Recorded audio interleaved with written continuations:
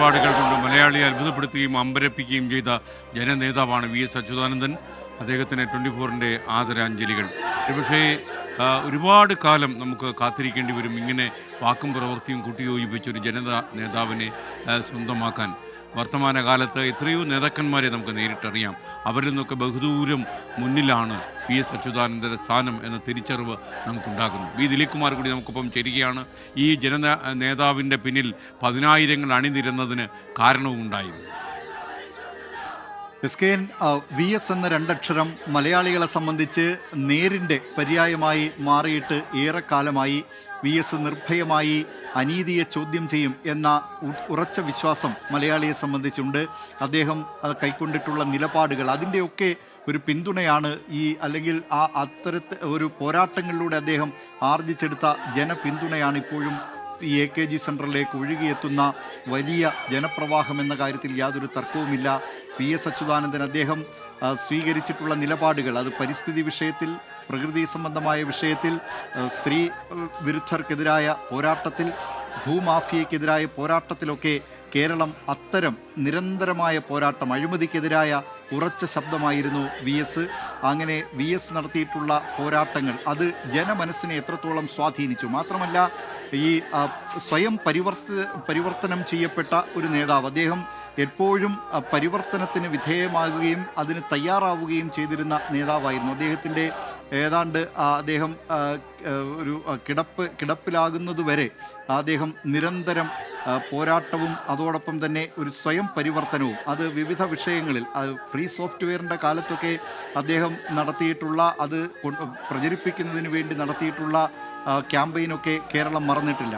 അങ്ങനെ ആ നിലയിലുള്ള ഒരു അതുവരെ കേരളം കാണാത്ത തരത്തിലുള്ള നേതാവ്, പ്രതിപക്ഷ നേതാവായിരുന്നപ്പോൾ കേരളം അങ്ങനെ ഒരു പോരാട്ടം നടത്തുന്ന പ്രതിപക്ഷ നേതാവിനെ കണ്ടിരുന്നില്ല. അദ്ദേഹം മുഖ്യമന്ത്രി ആയിരുന്നപ്പോഴും ഒരേ സമയം തന്നെ ഈ മുഖ്യമന്ത്രി എന്നതിനൊപ്പം തന്നെ പ്രതിപക്ഷ നേതാവ് എന്ന നിലയിൽ കൂടി, എന്ന് പറഞ്ഞാൽ ആ നിലയിൽ തെറ്റുകൾക്കെതിരായ പോരാട്ടം, അത് CPIM-ൻ്റെ സംഘടനയ്ക്കുള്ളിലായാലും സർക്കാരിലായാലും അതുകൂടി അദ്ദേഹം നടത്തുന്ന നിലയിലേക്ക്, അങ്ങനെ തെറ്റുകൾ തിരുത്താനുള്ള ഒരു പ്രചോദനം മലയാളിക്ക് നൽകി എന്നതുകൂടിയാണ് വി.എസ്. അച്യുതാനന്ദനെ ഈ സമയം ഓർമ്മിക്കുന്നത്, കേരളം ഓർക്കുന്നത്. അദ്ദേഹത്തിന് ആദരാഞ്ജലി അർപ്പിക്കുന്നതിനായി AKG സെൻറ്ററിലേക്ക് ജനപ്രവാഹം, ജനങ്ങൾ രാത്രിയിലും വലിയ ജനപ്രവാഹമാണിപ്പോഴും ഇവിടേക്ക് എത്തിക്കൊണ്ടിരിക്കുന്നത്. ഈ വി എസ് മരിച്ചിട്ടില്ല, ജീവിക്കുന്നു ഞങ്ങളിലൂടെ എന്ന മുദ്രാവാക്യവുമായി തൊണ്ട പൊട്ടുമാർ ഉച്ചത്തിൽ ജനക്കൂട്ടം വിളിക്കുകയാണ്. ഇല്ല ഇല്ല മരിക്കുന്നില്ല എന്ന മുദ്രാവാക്യം, കണ്ണേ കരളേ എന്ന മുദ്രാവാക്യം, അദ്ദേഹത്തിന് സ്ഥാനാർത്ഥിത്വം ഒരു ഘട്ടത്തിൽ CPIM നിഷേധിക്കുന്ന ആ അവസരത്തിൽ അന്ന് CPIM പ്രവർത്തകർ തെരുവിലിറങ്ങി വിളിച്ച ആ മുദ്രാവാക്യം അമരതാരകമെന്ന് ദേശാഭിമാനി പ്രത്യേക പതിപ്പിറക്കിയിരിക്കുന്നു. വി.എസ്. അച്യുതാനന്ദൻ കേരളത്തെ സംബന്ധിച്ച് വി എസ് എന്ന ആ രണ്ടക്ഷരം കേരളത്തിൻ്റെ ചരിത്രത്തിൽ അടയാളപ്പെടുത്തിയിട്ടുള്ള എത്രയോ സമര പോരാട്ടങ്ങളുടെ പേരാണ്, പര്യായമാണ്. വി എസിന് അന്ത്യാഭിവാദ്യം അർപ്പിക്കാനാണ് ഈ ജനക്കൂട്ടം ഒഴുകിയെത്തിയിരിക്കുന്നത്. ഇന്ന് രാത്രിയോടുകൂടി തിരുവനന്തപുരം ബാർട്ടൺ ഹില്ലിലെ വേലിക്കകത്ത് വീട്ടിലേക്കാണ് മൃതശരീരം കൊണ്ടുപോകുന്നത്. നാളെ രാവിലെ 9 മണിക്ക് സെക്രട്ടേറിയറ്റിലെ ദർബാർ ഹാളിൽ അദ്ദേഹത്തിൻ്റെ മൃതശരീരം, ഭൗതിക ശരീരം പൊതുദർശനത്തിന് വയ്ക്കും. അതിനുശേഷം ദേശീയപാത 66 കൂടി കൊല്ലം കായംകുളം വഴി ആലപ്പുഴയിലേക്ക് അദ്ദേഹത്തിൻ്റെ മൃതദേഹം കൊണ്ടുപോകും. തുടർന്ന് ആലപ്പുഴയിലെ വീട്ടിൽ, വേലിക്കകത്ത് വീട്ടിൽ അദ്ദേഹത്തിൻ്റെ മൃതദേഹം പൊതുദർശനത്തിന് വയ്ക്കും.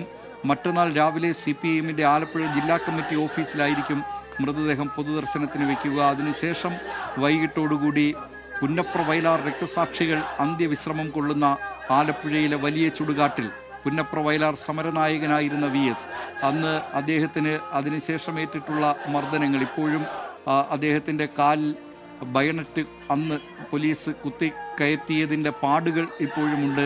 അങ്ങനെ അദ്ദേഹത്തെ അന്ന് പോലീസ് മരിച്ചു എന്ന് കരുതി വലിച്ചെറിഞ്ഞതാണ്. അവിടെ നിന്നാണ് അദ്ദേഹം ഉയർത്തെഴുന്നേറ്റ് വന്നത്.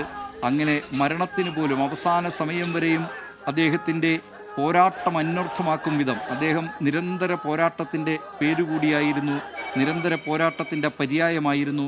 അതിനെ ഓർമ്മിപ്പിക്കും വിധം തന്നെ അദ്ദേഹം ആശുപത്രി കിടക്കയിലും മരണത്തോട് പോരടിച്ചു തന്നെയാണ് അദ്ദേഹം ഒരിക്കലും കീഴടങ്ങാൻ മനസ്സു കാണിക്കാത്ത നേതാവായിരുന്നു വി എസ്.